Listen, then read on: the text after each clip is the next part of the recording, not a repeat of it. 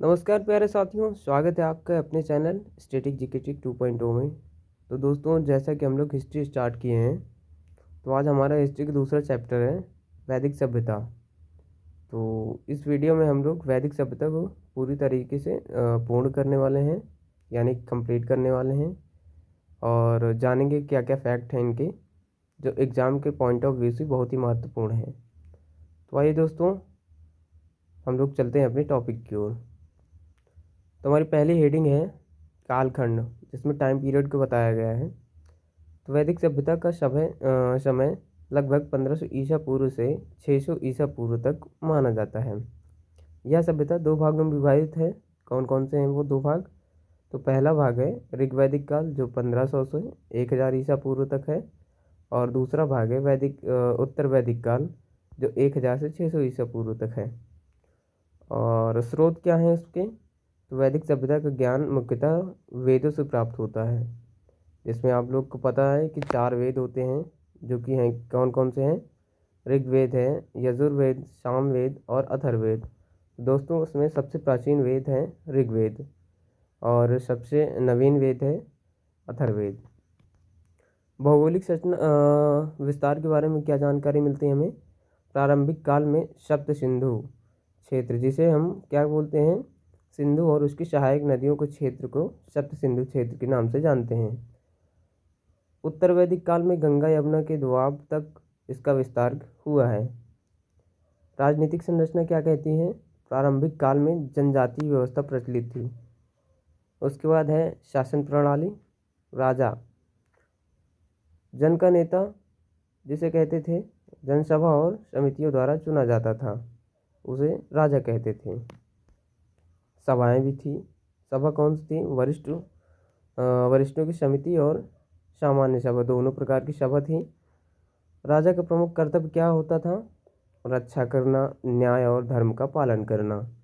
आर्थिक व्यवस्था क्या क्या थी यहाँ पर, उसको जान लेते हैं। तो पहली है कृषि, जो कि मुख्य आर्थिक गतिविधियों जैसे जौ और गेहूँ प्रमुख फसलें थी यहाँ की। और पशुपालन भी हुआ करता था, जिसमें गौ यानी कि गाय, अश्व मतलब घोड़ा और भेड़ का महत्वपूर्ण पशुपालन में आते थे ये लोग। व्यापार क्या क्या करते थे ये लोग? वस्तु विनिमय प्रणाली प्रचलित थी यहाँ पर। धातुओं का उपयोग, कौन कौन सी धातु का उपयोग किया करते थे ये लोग? तो जिसमें तांबा और कांच का उपयोग किया करते थे ये लोग।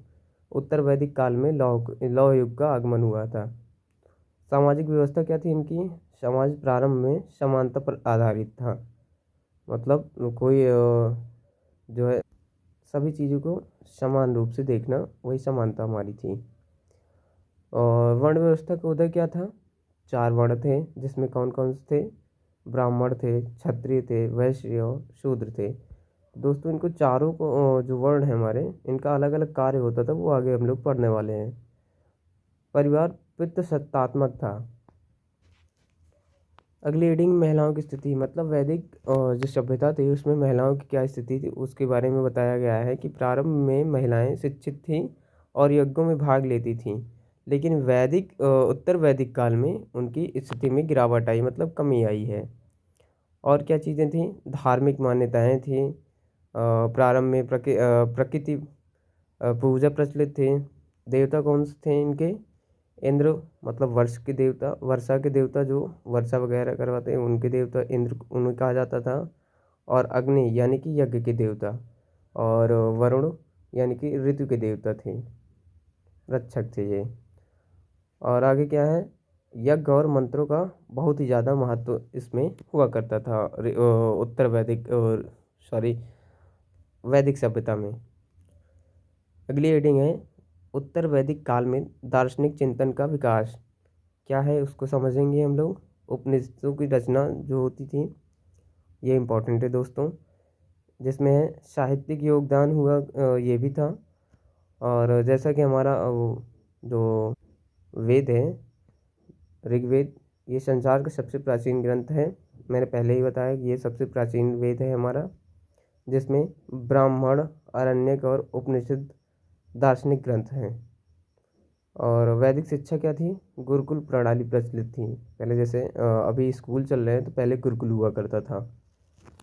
और उसके बाद क्या है, वेदों और अन्य धर्म ग्रंथों का अध्ययन भी किया करते थे, जिसमें कला और विज्ञान, संगीत और नृत्य का प्रारंभ, खगोल शास्त्रों और गणित का विकास। वैदिक सभ्यता का पतन क्या था भाई, धीरे धीरे वर्ण व्यवस्था कठोर हुई, धार्मिक अनुष्ठानों और कर्मकांडों की जटिलता बढ़ी, शहरीकरण और नए धार्मिक आंदोलनों जैसे जैन धर्म और बौद्ध धर्म के उदय के कारण वैदिक सभ्यता का पतन हुआ है।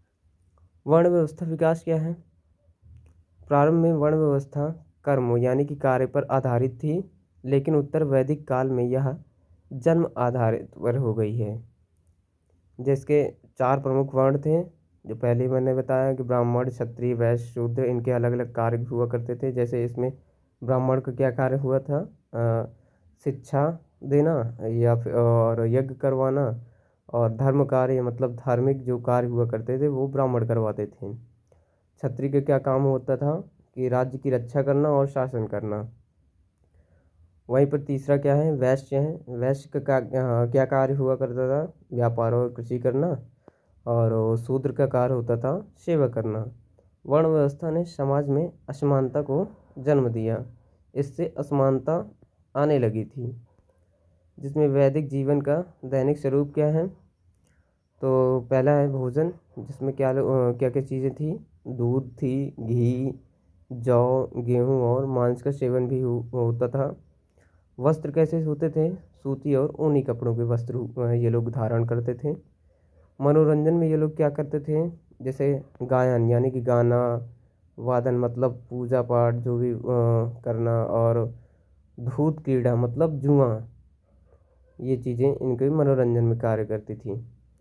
आर्थिक विशेषताएं क्या हैं इनकी, पशुधन, जैसे धन का प्रमुख स्रोत था इनका पशुधन से, और गाय को समृद्धि का प्रतीक माना जाता था, मतलब गाय की पूजा की जाती थी ज़्यादा। कृषि तकनीकी क्या थी, लोहे के हल का उपयोग उत्तर वैदिक काल में हुआ है।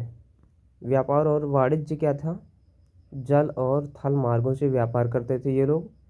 धर्म और दर्शन में क्या है, प्रारंभिक वैदिक काल में यज्ञ और प्राकृतिक देवताओं की पूजा प्रमुख थी, और उत्तर वैदिक काल में कर्मकांड बढ़ा। उपनिषदों का विकास, मतलब जिसमें क्या क्या चीज़ें आती हैं, आत्मा, ब्रह्मा और मोक्ष की अवधारणाएं भी थी। अद्वैत दर्शन और चिंतन की शुरुआत। शिक्षा प्रणाली में इनमें क्या क्या क्या चीज़ें थी, गुरुकुल शिक्षा प्रणाली जैसे हुआ करती थी, जिसमें शिक्षक मतलब गुरु और विद्यार्थी का नज़दीकी संबंध हुआ करता था। और मुख्य विषय क्या थे, वेद था जो बहुत इम्पोर्टेंट होता था, जिससे रिलेटेड टॉपिक भी अपना है, और गणित भी पढ़ाई जाती थी, खगोल शास्त्र भी बताया जाता था, और धर्मशास्त्र के बारे में भी बताया जाता था। शिष्य को गुरु दक्षिणा देनी होती थी, जिसको आज हम लोग सरल शब्दों में कहें तो फीस देनी पड़ती थी। वैदिक स्त्रियों की स्थिति क्या थी, प्रारंभिक वैदिक काल में स्त्रियों को शिक्षा और यज्ञ में समान अधिकार मिलता था। और उल्लेखनीय महिलाएं जिनका उल्लेख किया गया है वैदिक सभ्यता में, वो कौन कौन है, गार्गी और मैत्रेयी हैं। ये इंपॉर्टेंट है दोस्तों, आप इस चीज़ को ज़रूर मार्क कर लीजिएगा, क्योंकि ये परीक्षा में काफ़ी पूछा जाता है। अगला है, उत्तर वैदिक काल में महिलाओं की स्थिति कमज़ोर हो गई, मतलब थोड़ा सा कमी आई उनमें। वैदिक कला और संस्कृति क्या थी, जिसमें संगीत था। संगीत क्या दर्शाता था, सामवेद में संगीत की उत्पत्ति हुई थी, मतलब सामवेद से संगीत, आप याद भी कर सकते हैं, दोनों सिमिलर वर्ड हैं, शा से सामवेद और शा से संगीत। नृत्य और रंगमंच क्या था, धार्मिक अनुष्ठानों का हिस्सा हुआ करता था ये। वास्तुकला क्या थी, प्रारंभिक यज्ञशालाओं और सभा भवनों का निर्माण हुआ करता था वास्तुकला में। प्रमुख देवता और उनके महत्व क्या हैं, इसके बारे में भी जानते हैं हम लोग। प्रमुख देवता कौन थे भैया, इंद्र थे जो युद्ध और वर्षा के देवता हैं। अग्नि यज्ञ और प्रकाश का प्रतीक हुआ करती थी। वरुण क्या थे, ऋतु और जो ऋतु मतलब सत्य और नियम के रक्षक हैं ऋतु। और सोम क्या होता था, अमृत और बल का प्रतीक हुआ करता था। उत्तर वैदिक काल में ब्रह्मा, विष्णु और शिव की अवधारणा का उदय हुआ। समाज में क्या क्या बदलाव थे भाई, प्रारंभिक वैदिक समाज सामूहिकता पर आधारित था, मतलब एक ग्रुप में बटा हुआ था, जिसमें उत्तर वैदिक काल में व्यक्तिगत संपत्ति और राज्य व्यवस्था का विकास हुआ है। समाज में अश्वमेध और राजसूय जैसे यज्ञों का महत्व बढ़ा। दोस्तों, इसमें यज्ञों का बहुत बड़ा महत्व है और सारे यज्ञ को जो है, जो जो यज्ञ बताया गया है उसको ज़रूर आप लोग ध्यान में रखिएगा। अगली रीडिंग है हमारी, वैदिक सभ्यता का विश्लेषण और प्रभाव क्या था। जिसमें पॉइंट है, वैदिक धर्म का विस्तार हुआ और प्रारंभ में वैदिक धर्म प्रकृति पूजा पर आधारित था, जो हम लोग पढ़ चुके हैं पहले भी इससे। धीरे धीरे यज्ञों और कर्मकांडों का प्रचलन बढ़ा। उत्तर वैदिक काल में दर्शन और चिंतन का विकास हुआ, जिसमें उपनिषदों के माध्यम से भारतीय धर्म और दर्शन को समृद्ध बनाया गया। वैदिक धर्म ने ही बाद में हिंदू धर्म का आधार तय किया। वहीं से दोस्तों हमारा हिंदू धर्म का एक बेस बना। वैदिक सभ्यता में वैज्ञानिक सोच क्या क्या थी। खगोल शास्त्र, जो हमने पहले भी पढ़ा, जिसमें सूर्य, चंद्रमा और नक्षत्रों का ज्ञान होता था, दिया जाता था। आगे क्या है, गणित, जो कि संख्याओं और ज्यामिति का प्रारंभिक ज्ञान। दोस्तों सोच लीजिए आप, जो ज्योमेट्री हमारी, वो यहीं से पहले से ही देख लीजिए कितना पहले से ये इसका प्रचलन बढ़ा है। आगे है चिकित्सा, जड़ी बूटियों और प्राकृतिक उपचार का उपयोग हुआ करता था। जो चिकित्सक हुआ करते थे वो जड़ी बूटियों का उपयोग करते थे। कृषि विज्ञान क्या थी, ऋतुओं के ज्ञान और फसल चक्र की जानकारी देते थे, जो कृषि विज्ञान के होते थे। वैदिक साहित्य की शैली और महत्व क्या क्या है। तो वैदिक साहित्य मौखिक परंपरा पर आधारित थी, जो कि बोलकर समझाया जाता था, ना कि लिखकर। ऋग्वेद क्या कहता है, धार्मिक गीत और प्राकृतिक पूजा। प्राकृतिक पूजा होती थी ऋग्वेद में। यजुर्वेद में क्या होता था, यज्ञ संबंधी नियम हुआ करते थे। सामवेद में संगीत और मंत्रों का संग्रह हुआ करता था। और अथर्ववेद में जादू टोना और स्वास्थ्य और समाज से संबंधित बातें को बताया गया है। उपनिषद में क्या था, दर्शन और ज्ञान का खजाना कहा जाता है उपनिषद को। यज्ञ और उनका महत्व क्या है।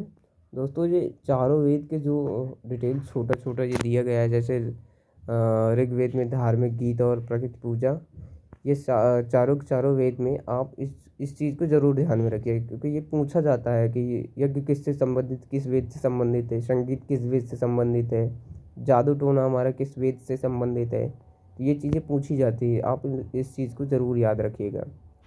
उपनिषद क्या कहता है, दर्शन और ज्ञान का खजाना कहा जाता था उपनिषद को। यज्ञ और उनका महत्व क्या क्या था।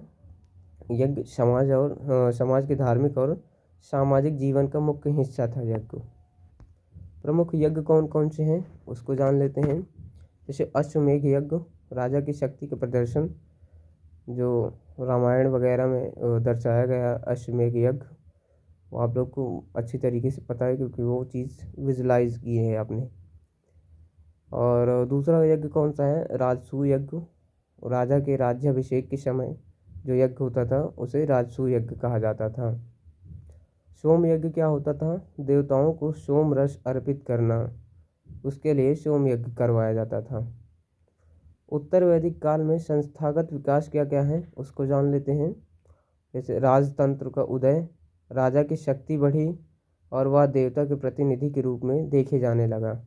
मतलब राजा का ये चीज़ होता है कि उसकी जब शक्ति बढ़ती जैसे जैसे बढ़ती गई, वह एक देवता के प्रतिनिधि के रूप में देखे जाने लगा। कर प्रणाली क्या थी, जन साधारण से कर लिया जाने लगा। मतलब साधारण लोगों से जो है टैक्स वगैरह वसूलने जाने लगे। सेना का गठन क्या था, युद्ध और राज्य विस्तार के लिए सेना का गठन किया जाता था। वैदिक सभ्यता का सामाजिक प्रभाव क्या है, वर्ण व्यवस्था ने समाज को व्यवस्थित तो किया, लेकिन धीरे धीरे सामाजिक असमानता बढ़ी। ये चीज़ें थोड़ा सा विरोध उत्पन्न करने की चीज़ें हैं, जिसमें असमानता आ गई है। जैसे कि आगे क्या है, जाति आधारित भेदभाव की नींव पड़ गई।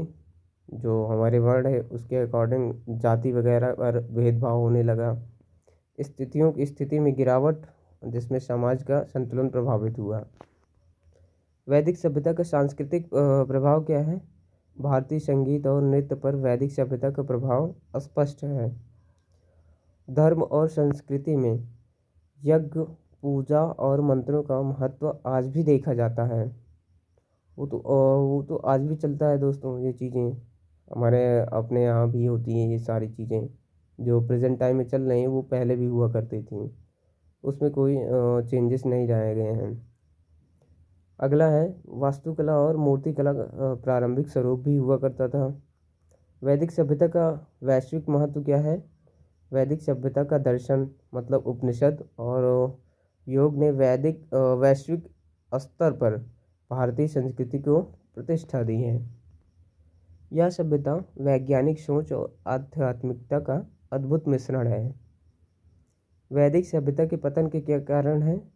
यज्ञ और कर्मकांडों की जटिलता, वर्ण व्यवस्था के कठोर होने से समाज में अशांति आ गई और शहरीकरण और नए धार्मिक आंदोलन जैसे जैन धर्म और बौद्ध धर्म का उदय हो गया। और उसके बाद लोहे के हथियार और नए जनजातीय समूहों का आगमन हो गया। तो ये सारी चीज़ें थी वैदिक सभ्यता के पतन का कारण। वैदिक सभ्यता की आधुनिक प्रासंगिकता क्या है? तो वो है भारतीय संस्कृति, धर्म और समाज की नींव, जिसमें उसके बाद है वैदिक सभ्यता पर आधारित है। ये चीज़ें वैदिक सभ्यता पर आधारित थी, भारतीय संस्कृति और धर्म और समाज की नींव। उसके बाद है शिक्षा, योग और ध्यान आज भी आधुनिक जीवन शैली में उपयोगी है। ये चीज़ें सही बात है भाई। शिक्षा, योग और ध्यान आज भी हम लोग करते हैं, जो कि मॉडर्न में भी है। ये चीज़ें अभी भी हमारे साथ चल रही होती हैं। अगला क्या है? उपनिषद और गीता जैसे ग्रंथ आज भी मानवता को जीवन का मार्गदर्शन देते हैं। ये भी बात सही है कि भाई जो हमारे ग्रंथ वगैरह हैं, गीता वगैरह हैं, उपनिषद हैं, वो तो आज भी हम लोग यूज़ करते हैं उनका।